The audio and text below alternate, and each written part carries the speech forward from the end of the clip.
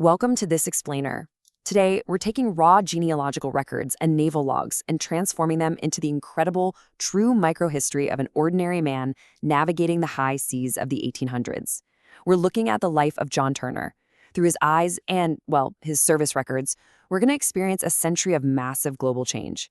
You see, he wasn't some famous admiral. He was the everyday sailor who literally built the era. Let's get into it. So, picture this, a February 1839 voyage to Halifax. The logs note that the crew suffered much from the cold, several were frostbitten, and had toes amputated. Talk about a chilling reality, right?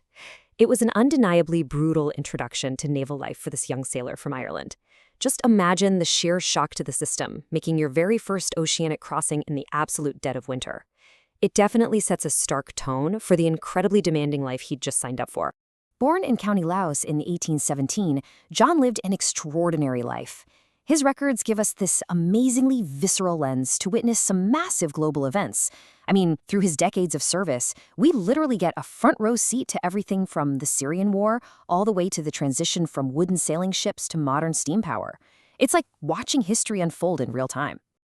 Moving right into his life in the Royal Navy. We begin our journey by tracing John's early years as an adventurous young seaman sailing the blue waters of the globe. Aboard the 36-gun frigate HMS Inconstant, John traveled the globe, and I mean rapidly. In 1839, he was braving those rough oceans to reach Halifax and Bermuda. By 1840, he's transporting Royal Artillery troops down to Gibraltar. And then by 1841, his ship is stationed at Beirut, actively enforcing naval authority during the Syrian campaign. The sheer mileage he covered in just 2 years is absolutely staggering for the 1840s. Now, what's really fascinating here is his September 1841 transfer to the massive 84-gun HMS Thunderer. Both of these ships happened to be anchored in Beirut at the exact same time. Transferring from a 36-gun frigate up to a second-rate battleship? That put him right smack in the middle of a major Eastern Mediterranean conflict, helping to maintain British influence right as the Ottoman Empire was actively collapsing.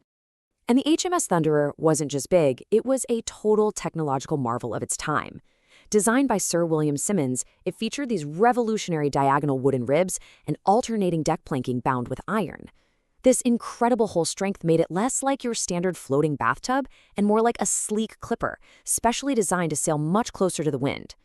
Plus, this robust construction would eventually support the intense vibrations of early steam machinery, a real game-changer.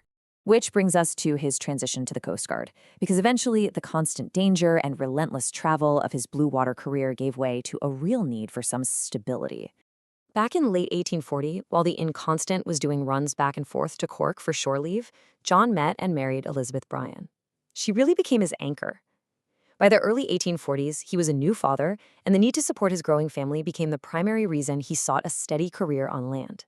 This ultimately led to his discharge from the Navy in 1843.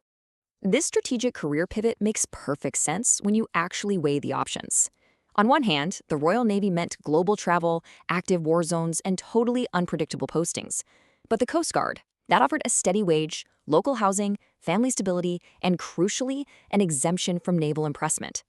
As the devastating Great Famine loomed over Ireland starting in 1845, joining the Coast Guard offered his family a literal lifeline against extreme hardship. So for the next several years stationed in Cork Harbour, John put all that disciplined naval training to work. His duties were intense, but thankfully local. We're talking patrolling the harbor, preventing the illegal smuggling of spirits, manning small boats, and, of course, assisting with shipwrecks and rescuing sailors. The Coast Guard highly valued ex-Navy men exactly like John for their steadiness, their discipline, and their gunnery experience. Now, let's look at the St. Ives smugglers. Jumping ahead to 1851, we get to see how all this builds into a seriously action-packed chapter. To prevent collusion with local criminals, the Coast Guard regularly rotated their men. So John and his family were transferred from Ireland over to St. Ives, Cornwall, which just so happened to be a notorious hotspot for local smugglers. Which brings us to a rather fascinating question. How exactly do you catch a notorious but highly beloved local smuggler? Spoiler alert, it wasn't easy. The locals actually viewed these smugglers as kind of folk heroes. This set the stage for a dramatic, almost comedic clash between the Coast Guard preventives and an infamous free trader named James Williams, better known to everyone by his nickname, Old Worm. Old Worm actually executed a ridiculously brazen heist. Step 1, he landed a bunch of smuggled Irish whiskey right near the St. Ives breakwater. Step 2, he hid the barrels in nearby fishing boats and, wait for it, pigsties. Then, step 3, he boldly moved the entire haul openly by cart through the streets at night. I mean, he literally landed contraband right under the authorities' noses. And here is how the Coast Guard's investigation completely unraveled. When an officer who was supposedly investigating from the local George and Dragon pub tried to intervene, he was ambushed, knocked down, bound, and gagged. By the time he got free, the smugglers were long gone. Investigators did manage to detain Old Worm's Shep, but all they found on board was a cabin boy nicknamed Prussian Bob.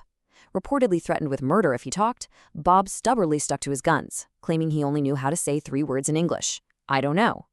So, what was the result? Well, despite the Coast Guard finding tubs nearby with ropes and chains that perfectly matched the detained ship, Old Worm actually published a bold letter in the local paper. He claimed he was just loading fish and that the Coast Guard must have been drunk and imagined the carts. No way, right?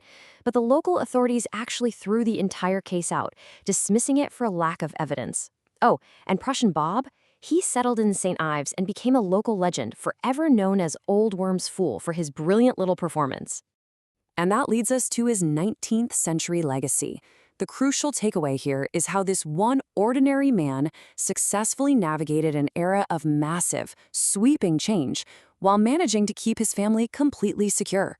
Fast forward to the 1850s, and we see John spending time on the HMS James Watt. Now, this wasn't just any ship. It was a massive 91-gun, screw-driven steam line of battleship. Think about that for a second.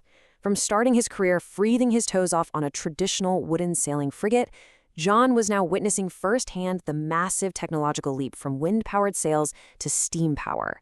He was standing right at the cutting edge of naval evolution.